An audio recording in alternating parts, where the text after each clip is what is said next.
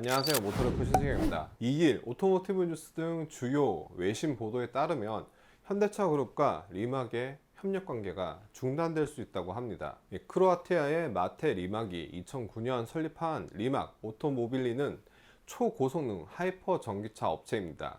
사실 설립 초기에는 많은 어려움이 따랐지만 2016년 개발한 C1이 400m 드래그 레이스에서 당시 쟁쟁한 고성능 전기차들을 제치고 우승을 차지하며 순식간에 세계적인 명성을 얻게 됩니다. 2018년 제네바 모터쇼에서는 정지 상태에서 시속 100km까지 1.85초 만에 도달하는 C2로 전 세계 이목을 집중받는데요. 이 C2의 양산 모델인 레베라는 150대 한정 제작됐으며 1900마력이 넘는 성능과 200만 달러, 우리 돈으로 약 25억 원에 달하는 가격으로 다시 한번 주목을 받습니다. 리막은 완성차만 제작하는 것이 아니라 글로벌 여러 업체들과 고성능 전기차용 부품 및 제어 기술을 공동 개발하는데요. 구체적으로 전기 모터와 감속기, 인버터 등으로 구성된 고성능 파워트레인과 차량 제어 및 응답성 향상을 위한 통합 제어 기술, 그리고 배터리 관리 시스템 등에서 우수한 기술력을 자랑합니다. 대표적으로 코닉세그 레제라에 들어가는 모터와 배터리를 비롯해 포르쉐 타이칸의 파워트레인 모듈이 이 리막에서 공급하고 있습니다. 이 외에도 메르세데스 벤츠와 BMW, 아우디, 폭스바겐, 에스턴 마틴, 제규어, 랜드로버 등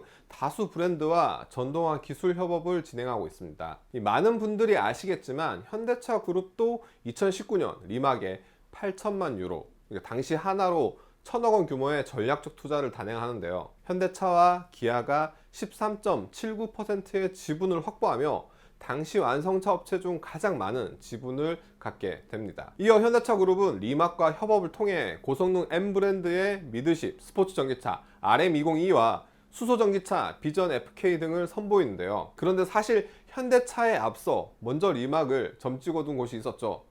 바로 포르쉐입니다. 포르쉐 LG는 현대차보다 한 발 앞선 2018년 리막 지분 10%를 인수하는데요. 이 현대차에게 자극을 받아서인지 포르쉐는 이후로도 두 차례 더 추가로 투자를 진행하며 24%까지 지분을 늘렸고, 상대적으로 현대차는 포르쉐의 절반인 12% 지분을 현재 보유하게 됐습니다. 제가 봤을 때 요때까지만 해도 어느 정도 어색함은 느낄 수 있겠지만 동행은 가능했다고 봐요. 앞서 말씀드렸듯 리막은 완성차의 경우 극소량 주문 제작을 하고 있을 뿐 사실상 주력 사업은 글로벌 완성차 메이커와 협력하여 기술 서비스를 제공한다던가 또는 이 전동화 부품을 공급하는 것이라고 할 수 있겠습니다. 이 지분도 창업자인 마테 리막이 37%를 갖고 있기 때문에 이 최대 주주로 중심을 잡을 수 있고, 더불어 완성차가 아닌 배터리 업체 중국 카멜이 3대 주주입니다. 이 카멜 같은 경우에는 다른 완성차들보다 먼저 투자를 진행해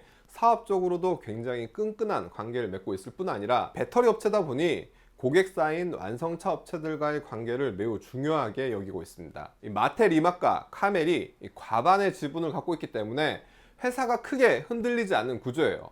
여기에 포르쉐와 현대차뿐 아니라 메르세데스 벤츠와 르노 그룹, 에스턴 마틴, 제규어, 코닉세그 등 이 협력 관계를 맺고 있는 회사 대부분이 아주 조금씩이라도 지분 투자를 하고 있거든요. 그런데 2021년 부가티 리막이 설립되며 본격적으로 이런저런 말들이 나오기 시작합니다. 이 합작 회사의 경우 기술을 가진 리막이 지분 55%를, 이 부가티란 강력한 브랜드 헤리티지와 충성 고객층을 가진 포르쉐가 45%를 갖는데요. 특히 마테 리막이 최고 경영자 CEO 자리를 맡으며 공격적인 투자와 채용, 시설 확대 등을 진행하고 있습니다. 이 부가티 리막은 테슬라와 다른 방식으로 전기차 시장을 선도할 것이라 기대를 받고 있는데요. 그러다 보니 현대차 입장에서는 불편함을 느끼지 않을 수가 없습니다. 최근 몇몇 외신 보도에 따르면 현대차와 리막이 공동으로 진행하던 프로젝트도 좌초 위기에 놓였다고 전하는데요. 2023년 출시가 예고된 M 브랜드의 고성능 전기차는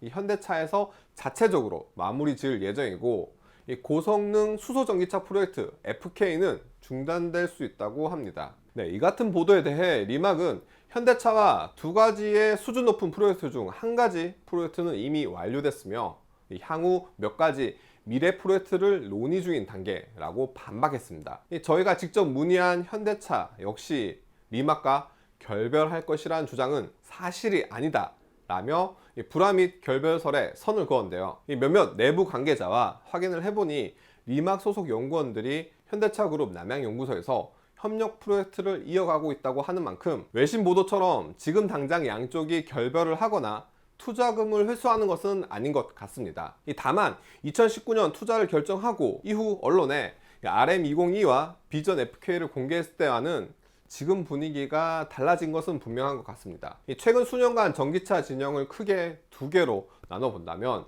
한쪽에는 테슬라가 있고 그 반대편에는 기존 내연기관을 만들던 완성차 업체들이 있었거든요. 그리고 공교롭게도 기존 완성차 업체 중 GM을 제외한다면 대부분 이 리막과 얽혀 있습니다. 그렇기 때문에 유럽 내에서는 반테슬라 진영의 연결고리가 바로 리막이다 라는 평가도 나오고 있죠. 이러한 숨겨진 가치를 가진 리막에서 포르쉐 혹은 폭스바겐의 목소리가 점점 더 커지는 것에 대해 현대차가 불편함을 느낄 수도 있고요. 아니면 최근 전기차 시장에서 현대차의 판매 순위나 영향력이 빠르게 성장하는 만큼 자신감을 갖고 반테슬라 진영에서 떨어져 나와 독자적으로 제3의 세력이 되겠다는 행보로도 비춰질 수 있습니다. 이와 별개로 최근 현대차에서 연구개발직 분들의 불만이 많다는 것은 이런저런 보도를 통해 들어보셨을 텐데요. 현대차에서 리막으로 자리를 옮기는 분들이 있다는 이야기가 제 귀에도 들리는 것을 보면 그로 인해 두 회사의 사이가 나빠질 수도 있겠다라는 생각이 듭니다. 어쨌든 자동차 산업에 전기차란 새로운 물결이 덮치며 많은 것이 바뀌고 있습니다. 과연 어떤 흐름으로 자동차 산업이 바뀔지 지켜보도록 하면서 저는 지금까지 모터리프 신승이었습니다.